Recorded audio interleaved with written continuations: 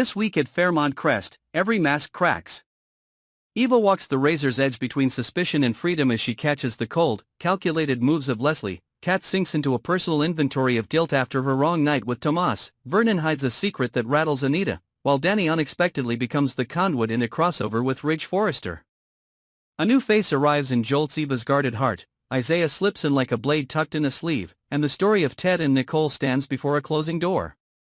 In this video, we'll dissect each crescendo, decode the true motives behind the most controversial choices, and forecast the next board flips that could set the coming week on fire. If you crave elegant betrayals, suffocating inner conflict, and last-minute twists that hit at 89 minutes, hit like, subscribe, and follow me through the gates, where every secret has a price. The surge of suspicion flared like a small scratch that kept cutting deeper into Eva's mind as she noticed scattered details snapping into place, and at the center of every piece stood Leslie's shadow, quiet yet gifted at nudging everything off track with one cold, precise move. The fire alarm pull that seemed like a harmless mishap had been timed to rupture the fragile truce between Ted and Nicole, and it spun a whirlpool in Eva's head, because nothing strikes with such perfect timing unless a hand has already weighed risks against rewards.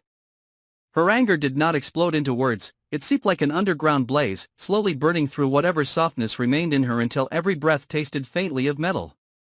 She stood in the lavish hush of Fairmont Crest, the excessive luxury laying dust over the walls, and every mirror she passed reflected the same question: if Leslie could break that tender moment, what else had she already broken?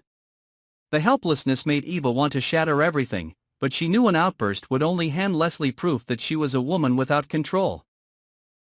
So she swallowed her fury and distilled it into discipline, a hard-to-measure resolve that turned every step into a glide over thin ice, trembling but exact. While Eva honed silence into a blade, the Dupree house cooled under the weight of a nameless secret clinging to Vernon. Anita listened with her whole body. The pauses between his breaths said more than any reassurance could. His silence was a corridor lined with locked doors, and every time Anita reached for one, the combination shifted, leaving that bitter aftertaste of defeat on her tongue. The suspicion wasn't about an affair or a hidden fund, it felt like a living proof that Vernon no longer believed in sharing the burden, that he was choosing to shoulder a scheme that stretched beyond the boundaries of marriage. Anita was angry and afraid because she knew men who wore quiet like rain-still water before a storm. The storm tended to live just behind their calm and, when it broke, it washed away promises and cracked the delicate architecture of trust. Danny and Andre were dragged into a parent-style sit-down, the kind of conversation built from good intentions but wired with conditions, transforming them into defendants at a family tribunal where evidence took the shape of furrowed brows and verdicts arrived as advice that could not be refused.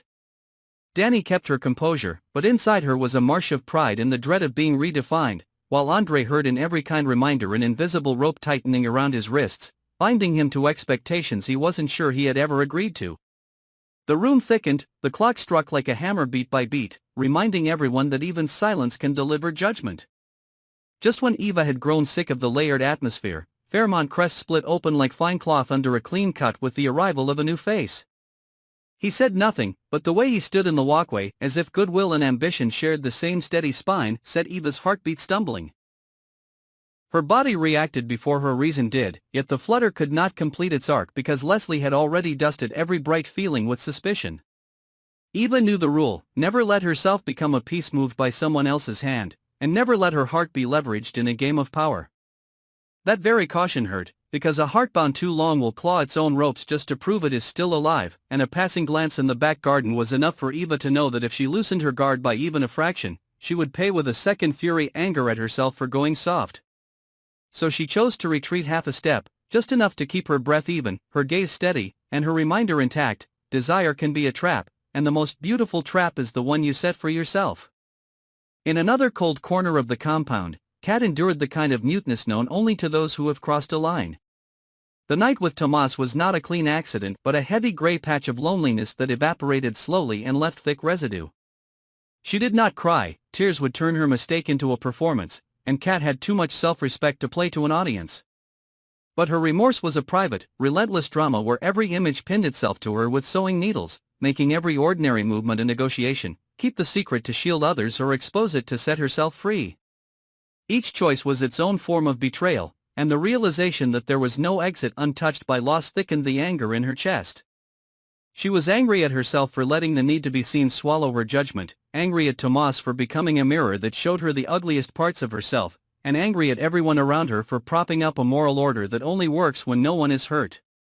That anger woke before dawn and forced her to draft a plan for herself, confess and accept the loss, or bury it and lose herself by degrees. There was no middle path for anyone who had already slipped. Amid these dense orbits, a strange wind moved when Ridge arrived, not as a curious passerby but as a vortex drawing the pieces of multiple worlds into the same current. Danny, long considered a delicate thread in her family's weave, suddenly became the junction, carrying updates that could redraw boundaries between partner and rival.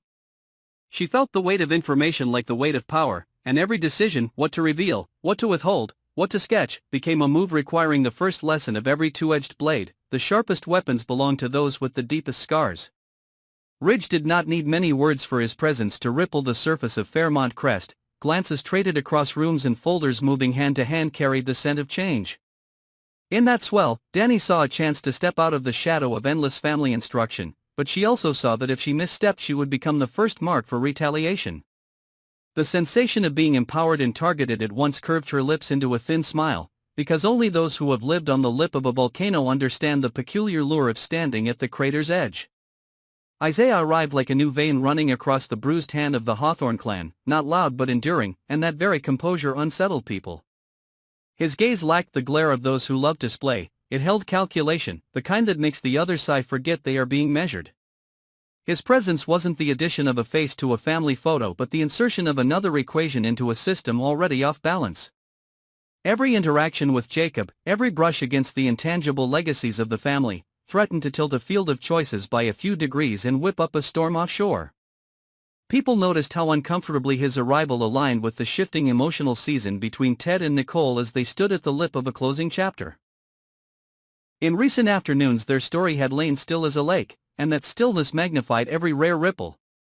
An unexpected romantic gesture left Nicole unsteady because she couldn't tell whether it came from the heart or a need to rescue dignity in front of a sharp-eyed world.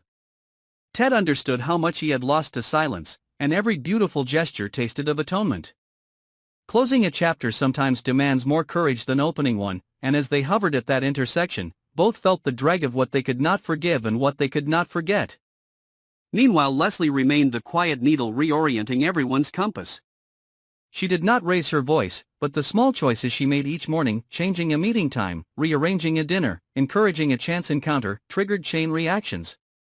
She knew real power doesn't live in public moments but in a grip on the everyday gears of other people's lives. Her scheming was not pure cruelty, it was control fed by years of fear that if she didn't touch every cog, life would crush the people she loved. Yet that fear trapped her in a loop that drove those same people to flight, and Eva, her daughter who shared her endurance but not her appetite for control, recognized the test before her. To defeat Leslie she would have to become a stricter version of Leslie without losing herself. That is the most ruthless conflict of all, because victory sometimes wears the face of assimilation. Within this larger mural, Vernon reached the limit of secrecy. A secret kept long enough colonizes the living space, it sits in drawers, seeps into shirts, clings to hair, and turns every embrace into a question. He understood Anita was not a hunter, she only wanted to know whether she was still his shelter. But the truth he held, whether a risky investment, a temporary pact with a rival, or evidence tying back to someone close, locked him into a place where any confession would swing a blade at his own honor. His pride, which had carried him through so many fights, now stood between him and the one woman who could bind his wounds. The alloy of vanity and fear forced him into a slow, tortured choice, and the very slowness did Anita more harm than any harsh word might have done. Andre, after the family bench talk, wore the fatigue of a man fully grown who was still handled like an unfinished project. He looked at Danny and saw in her a reflection of grit laced with impulsiveness, and he wanted to protect her from snap judgments. But to protect anyone inside a place like Fairmont Crest is to learn how to be misread repeatedly. He knew there are secrets that are not his to tell, mistakes that are not his to fix, and battles that must be lost to preserve a fragment of peace. Maturity does not arrive in a blaze, it arrives through the daily endurance of small, wrong things, and Andre realized the price of calm was higher than he had imagined. At the last edge of the blade, Kat began to draft an inventory of damage. She listed the outcomes if truth came to light: a friendship ruptured, a family cord snapped, a footing shaken, a contemptuous gaze burning between her shoulder blades. Then she listed the other side. If she hit it, she would live in a warehouse of fear, where every sound signaled discovery, every smile was paint, and every sleep was glass fragile. The impartial ledger had done its work and left a cold fact on her desk: she would lose, one way or another. The only question left was what she was willing to lose. Strangely, that awareness released her from the numbness that had imprisoned her for days, and in the blinding sting she recognized the seed of a more honest version of herself, even if that version might be lonelier. Eva, the eye of everyone's calculations, sketched a route to transform suspicion into quiet action. She knew that to slip Leslie's grasp she would need to build a small system of her own. Connections without display, promises without paper, allies who crave silence as she does. The newcomer might be a door or a trap, but either way she would cross its threshold on her terms, with safety lines tied by her own hands. She watched Ted and Nicole face each other across the narrow line of an ending and took from their story a caution: delay is a decision, and every hesitation accrues interest daily. She inhaled, letting the old wood of Fairmont Crest fill her lungs, and for the first time in days the veins of the future rose to the surface, not because the path would be easy, but because it would be hers. When night dropped its canopy over the compound, each house seemed to swallow its own light, keeping for itself its sums of scheming, doubt, and promise. Ridge departed but left a moving wake. Danny held a key of information that could open or slam many doors. Isaiah blended with the dark like a reminder that composure is a weapon few anticipate. Vernon lay beside Anita with a soundless wall between them. Ted and Nicole leaned on opposite sides of the same door about to close, and Kat stood before a mirror studying a face with no room left for innocence. At the center of the vortex, Eva shut her eyes and counted her heartbeat, letting the world's noise sift away until only a blade-bright silence remained. In that silence each person understood a choice was coming, and none could escape the law of places like Fairmont Crest. To hold anything, you must be ready to trade something else. Anger does not fade, it changes shape and runs in the bloodstream, nourishing decisions. Inner conflict does not vanish, it stops screaming and becomes part of the body. When morning comes, hands will sign, eyes will avert, doors will open, sentences will spill, but each is merely the surface echo of what the night had already decided: who will betray another to remain themselves, and who will betray themselves to continue being called virtuous.